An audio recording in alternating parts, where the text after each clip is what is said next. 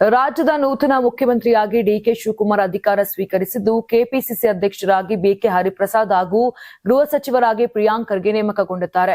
ಕಾಂಗ್ರೆಸ್ನ ಈ ಹೊಸ ನಾಯಕತ್ವ ವಿನ್ಯಾಸ ರಾಜ್ಯ ರಾಜಕೀಯದಲ್ಲಿ ಹೊಸ ಚರ್ಚೆಗೆ ಕಾರಣವಾಗಿದ್ದು, ವಿರೋಧ ಪಕ್ಷ ಬಿಜೆಪಿ ತನ್ನ ಮುಂದಿನ ರಾಜಕೀಯ ತಂತ್ರವನ್ನ ಮರುಪರಿಶೀಲಿಸುವ ಪರಿಸ್ಥಿತಿ ಎದುರಾಗಿದೆ. ಇನ್ನು ಮುಖ್ಯಮಂತ್ರಿಯಾಗಿ ಅಧಿಕಾರ ಸ್ವೀಕರಿಸಿದ ಬಳಿಕ ಡಿಕೆ ಶಿವಕುಮಾರ್ ಹಲವು ಜನಪರ ಘೋಷಣೆಗಳನ್ನ ಮಾಡಿದ್ದು, ಆಡಳಿತಾತ್ಮಕ ಹಾಗೂ ರಾಜಕೀಯ ಮಟ್ಟದಲ್ಲಿ ಹೊಸ ಸಂದೇಶ ರವಾನಿಸಲು ಪ್ರಯತ್ನಿಸುತ್ತಿದ್ದಾರೆ. ಜೊತೆಗೆ ತಮ್ಮ ಸಾರ್ವಜನಿಕ ಕಾರ್ಯಕ್ರಮಗಳಲ್ಲಿ ಧಾರ್ಮಿಕ ಹಾಗೂ ಸಾಂಸ್ಕೃತಿಕ ಅಂಶಗಳಿಗೆ ಒತ್ತು ನೀಡುವ ಮೂಲಕ ಎಲ್ಲ ವರ್ಗಗಳ ಮತದಾರರನ್ನ ಸೆಳೆಯುವ ಪ್ರಯತ್ನ ನಡೆಸಿದ್ದಾರೆ ಎಂಬ ವಿಶ್ಲೇಷಣೆಗಳು ಕೇಳಿಬರುತ್ತಿವೆ. ಇನ್ನೊಂದೆಡೆ ಕೆಪಿಸಿಸಿ ಅಧ್ಯಕ್ಷರಾಗಿ ಅಧಿಕಾರ ವಹಿಸಿಕೊಂಡಿರುವ ಬಿಕೆ ಹರಿಪ್ರಸಾದ್ ಅವರು ಪಕ್ಷದ ಸೈದ್ಧಾಂತಿಕ ನಿಲುವುಗಳನ್ನ ಮುನ್ನೆಲೆಗೆ ತರುವ ನಾಯಕರಾಗಿ ಗುರುತಿಸಿಕೊಂಡಿದ್ದಾರೆ. ಬಿಜೆಪಿ ಮತ್ತು ಸಂಘ ಪರಿವಾರದ ವಿರುದ್ಧ ನಿರಂತರವಾಗಿ ಸೈದ್ಧಾಂತಿಕ ಹೋರಾಟ ನಡೆಸಿರುವಂತಹ ಅವರು ಮುಂದಿನ ದಿನಗಳಲ್ಲಿ ಕಾಂಗ್ರೆಸ್ ಸಂಘಟನೆಯನ್ನು ಹೆಚ್ಚು ಚುರುಕುಗೊಳಿಸುವ ಸಾಧ್ಯತೆ ಇದೆ ಎಂದು ರಾಜಕೀಯ ವಲಯದಲ್ಲಿ ಚರ್ಚೆಯಾಗುತ್ತಿದೆ.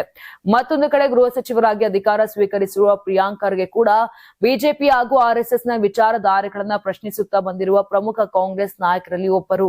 ವಿಧಾನಸಭೆ ಹಾಗೂ ಸಾರ್ವಜನಿಕ ವೇದಿಕೆಗಳಲ್ಲಿ ಹಲವು ಬಾರಿ ಬಿಜೆಪಿ ಸರ್ಕಾರದ ನೀತಿಗಳನ್ನ ಟೀಕಿಸಿರುವ ಅವರು ಈಗ ಗೃಹ ಇಲಾಖೆಯ ಜವಾಬ್ದಾರಿ ವಹಿಸಿಕೊಂಡಿರುವುದು ಗಮನ ಸೆಳೆದಿದೆ.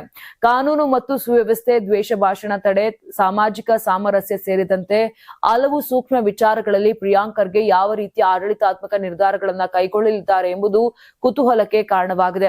ಇನ್ನು ರಾಜಕೀಯ ವಿಶ್ಲೇಷಕರ ಪ್ರಕಾರ ಡಿಕೆ ಶಿವಕುಮಾರ್, ಬಿಕೆ ಹರಿಪ್ರಸಾದ್ ಮತ್ತು ಪ್ರಿಯಾಂಕ್ ಖರ್ಗೆ ಅವರ ನಾಯಕತ್ವದ ಸಮನ್ವಯ ಕಾಂಗ್ರೆಸ್ಗೆ ರಾಜಕೀಯವಾಗಿ ಬಲ ನೀಡುವ ಸಾಧ್ಯತೆ ಇದೆ.